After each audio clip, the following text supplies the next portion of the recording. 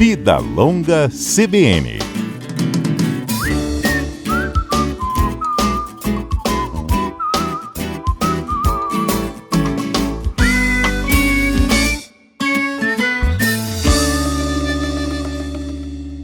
O metabolismo é um dos processos mais completos e também complexos do nosso corpo. Pode funcionar em momentos diferentes, dependendo de cada pessoa. Para alguns, aceleram. Para outros, eles desaceleram. São especialmente os adultos mais velhos que tendem a ter um funcionamento mais lento e, por isso, acham até mais difícil, por exemplo, perder peso. Em entrevista aqui à Rádio CBN Vitória, a nutricionista, que é especialista em nutrição esportiva, hipertrofia e emagrecimento, Larice Matos, fala exatamente o que acontece com o nosso corpo nessa idade. Ei, Larice, bem-vinda ao Vida Longa CBN. Bom dia, Fernanda. Muito obrigada pelo convite. É um prazer estar falando aqui com vocês. O que acontece com o nosso corpo, Larice, quando a gente vai ganhando alguns aninhos de vida a mais, hein?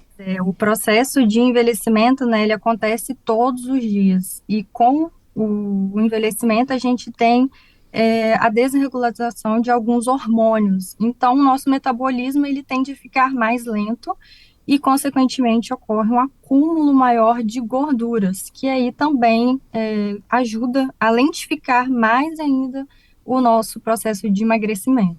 Esse acúmulo de gorduras, ele acontece ao longo dos anos ou ele tende a ser maior quando a gente se aproxima dos 50? Ser maior quando a gente se aproxima dos 50, um dos fatores é porque a gente acaba perdendo automaticamente a massa muscular.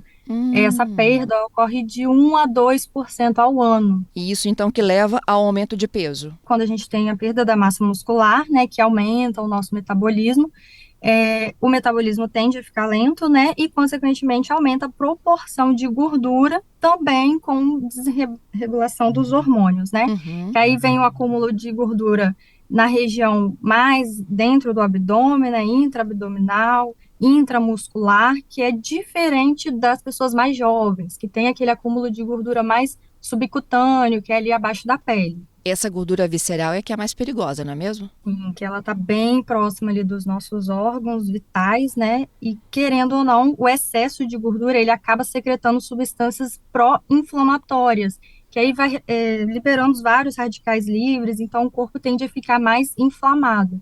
E também, com o processo de envelhecimento, após os 50 anos, ficamos mais susceptíveis a ter doenças.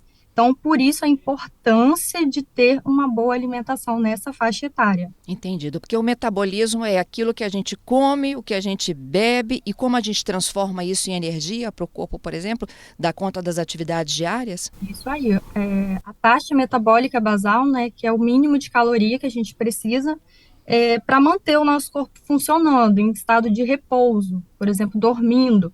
Então, é uma quantidade calórica que a gente precisa manter para regular a nossa respiração, a nossa circulação, a temperatura do nosso corpo. E aí, essa taxa metabólica vai reduzindo, com o passar dos anos, e a gente precisa usar estratégias alimentares para não deixar esse metabolismo ficar tão lento assim.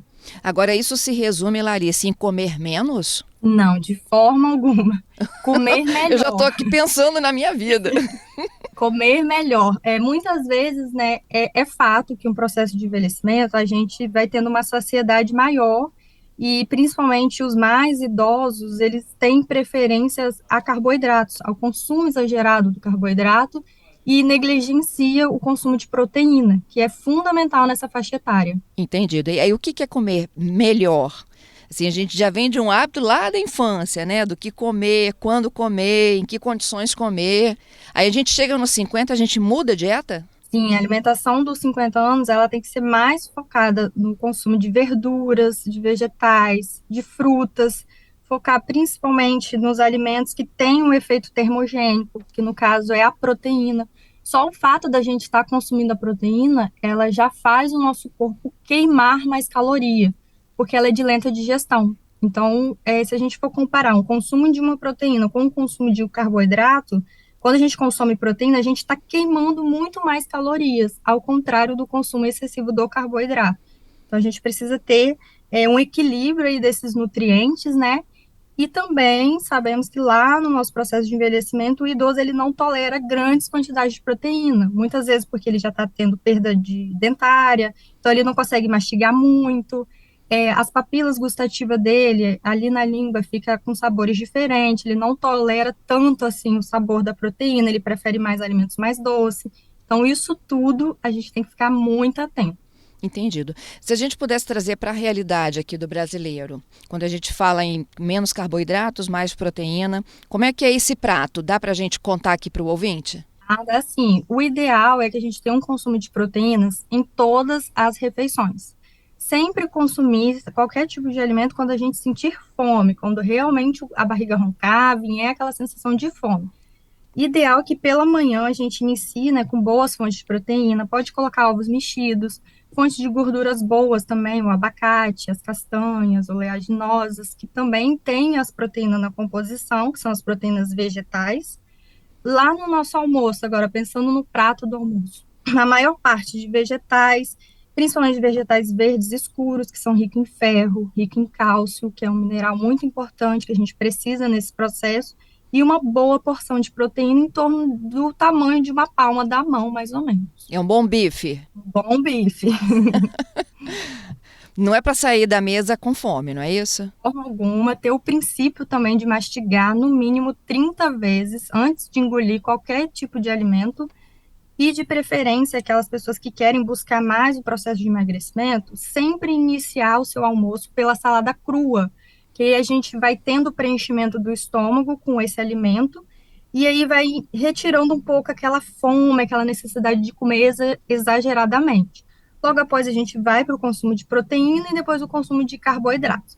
Não precisamos também retirar os carboidratos, de forma alguma, porque eles também são muito importantes para o processo de hipertrofia muscular, que é o ganho de massa muscular. O carboidrato também traz energia. Mas não exageradamente, que é o que a maioria das pessoas fazem, né? O que eu vejo muito no consultório é aquele prato que tem o macarrão que foi cozido juntamente com a batata inglesa, que ela tem um teor maior de carboidrato, e o paciente consome isso juntamente com arroz e feijão e uma porção minúscula de carne. E muitas das vezes, quando é uma pessoa que não tem um poder aquisitivo maior, essa carne acaba sendo uma salsicha, uma linguiça ou nuggets, que não é nada saudável. Entendido. E aí acaba se alimentando mal, dividindo, né, as porções de forma equivocada, o que leva então ao ganho de peso e não necessariamente ao ganho de massa e energia. Também não podemos esquecer, né, da atividade física nessa faixa, que é muito importante. Isso, vamos falar então para atividade física. Antes da gente fechar aqui para atividade física, eu queria falar do cardápio da noite. Eu acho que também com o passar dos anos a digestão é mais lenta, então comer à noite também é mais difícil de ser digerido, não? Até mesmo o jantar, muitas vezes o idoso acha que é legal comer sopa e coloca aquela sopa com muito carboidrato. Então aí também não é tão legal assim. Pode ter uma sopa, de preferência de legumes que vão crescer acima da terra, porque esses legumes têm um teor reduzido de carboidrato. E se for colocar algum carboidrato, algum legume que tenha mais carboidrato, escolha um só. Por exemplo, só um aipim, ou só uma batata doce, ou só uma batata inglesa, porque eu já vi muita sopa para pessoas mais idosas assim, que coloca macarrão, batata doce, aipim, inhame, e aí se torna muito rica em carboidrato. À noite, também não é interessante ter o consumo excessivo da carne vermelha, por ela ter essa digestão mais lenta, então pode dificultar o sono, e aí a pessoa vai ficar com cortisol alterado, que aumenta também o acúmulo de gordura, principalmente ali na região do abdômen. Então, preferir saladas, legumes refogados, legumes assados, pode ter uma porção de carboidrato, seja uma batata doce, ou uma quinoa, uma lentilha, um grão de bico, não tem problema nenhum, desde que esse consumo não seja em excesso. E boas fontes de proteína, um frango grelhado, um frango assado, peixes grelhados, peixes refogados, até mesmo os ovos mexidos também são uma boa pedida. Muito bom. Larissa, já que a gente está falando do consumo de alimentos, eu queria também saber a sua opinião sobre o consumo de bebidas. É fato de que consumir bebidas durante a refeição, isso atrapalha no processo de digestão? Sim, principalmente se for um suco de laranja, né? Que muitos pacientes acham que é super saudável, né? Ah, vou trocar o refrigerante pelo suco de laranja. E aí, qual o grande erro do suco de laranja, né? Tem muita fruta em um copo só. Então, se a gente for fazer em casa um suco de laranja, você vai ver que você vai ter que colocar em torno de 5 a 6 laranjas para dar um copo. Então, você vai estar ingerindo aquela caloria daquelas 6 laranjas que não vai dar saciedade nenhuma. Então, é muito mais interessante pós-almoço você estar ingerindo essa fruta, né, essa laranja, e de preferência estar consumindo esse bagaço, que vai ser rico em fibras e vai auxiliar no bom funcionamento do intestino. E também, né, com esse excesso de líquidos ali durante o almoço ou o jantar, acaba ocorrendo uma diluição da comida. Então, o organismo ele não vai conseguir absorver bem os nutrientes. Então, se for beber algum líquido, que seja no máximo até 100 ml, ou esperar meia hora após o almoço ou o jantar. Entendido. Então, agora a gente vai para a atividade física. Muda também com 50? Muda. Muitos pacientes pensam que tem que focar só no aeróbico, por exemplo, caminhada, corrida. E hoje, com vários estudos, a gente vê que é o contrário. A gente tem que focar no exercício de força, musculação, um pilates, ter um professor de educação física ali para orientar, ou um fisioterapeuta, para ter mesmo esse exercício de força, para a gente fortalecer essa musculatura, juntamente com o consumo adequado de proteínas, né, para ter o ganho de massa muscular.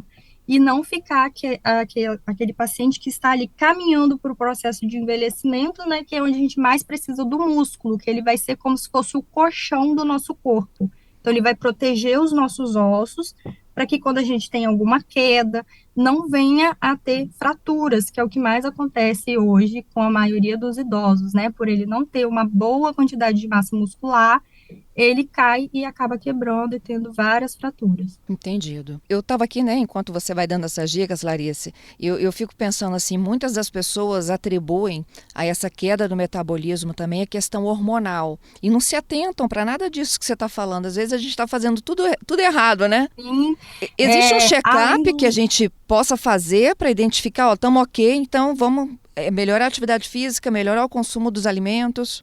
Temos o exame de biopedância, que a gente consegue ver essa composição corporal, e o exame pelo adipômetro também, que a gente consegue ver como que tá os níveis de gordura e os níveis de musculatura, né, nesse paciente. E também tem aquele exame que todo o paciente que está em processo de envelhecimento faz, né, que é o densiometria óssea, que aí ele vê que você está com osteopenia. Também a gente consegue observar se está tendo perda excessiva, tanto de osso, tanto de massa muscular. Uhum. E essa reposição hormonal, ela existe também? Existe no meio dos médicos, né? Que hoje a medicina, que já mudou muito, né? Graças a Deus não é tanto como a medicina de antigamente, né? Que só focava na prescrição de medicamento. Hoje a gente tem a prescrição hormonal orientada, né, pelo médico, e a gente consegue reduzir e muito esses níveis de perda de massa muscular, principalmente em mulheres pós-menopausa, que a gente já tem a redução do estrogênio, né, que é algo fisiológico, e a gente precisa de um ginecologista, um endócrino, um nutrólogo para estar orientando essas questões hormonais. Excelente. Para finalizar, o sono. Fundamental. O sono também. Se a gente não tiver uma boa noite de sono, em torno de 7 a 8 horas, consequentemente a gente vai acordar com cortisol elevado, que é um hormônio que aumenta o nível de fome ao longo do dia. E não é aquela fome de comer uma fruta, uma verdura, é aquela fome que a gente vai querer coisas mais gostosas, mais palatíveis, e que são os alimentos ricos em açúcar, industrializado. Então, por isso que é muito importante a gente dormir bem, para conseguir acordar bem descansado, disposto e fazer boas escolhas alimentares. Excelente. Larissa, aprendemos muito contigo hoje, viu? Muito obrigada pela sua participação conosco. Até a próxima. Vida longa, hein? Até a próxima. Vida longa. A Larissa Matos é nutricionista, especialista em nutrição esportiva, hipertrofia e também em emagrecimento. E a gente falando sobre a longevidade e os hábitos que precisam de ser ajustados para quem chega na casa dos 50.